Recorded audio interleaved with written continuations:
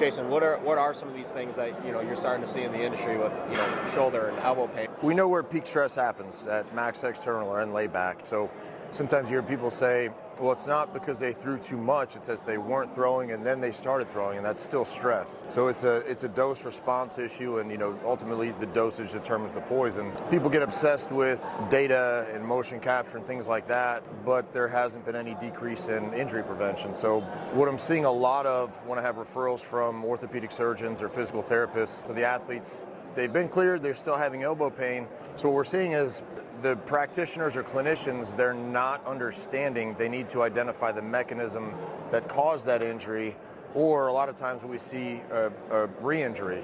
So they're failing not once, but twice, and sometimes 3 times.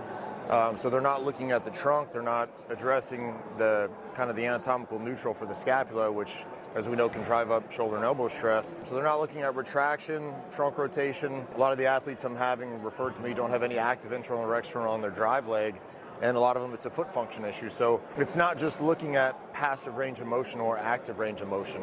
There's a biomotor control or neurological integrity component that is missed in the industry. So just seeing what an athlete does, it's kind of like hardware and software. So they're looking at how the hardware moves, but they're not addressing the software issue that could be causing the hardware to not move properly, which is going to accelerate the injury process.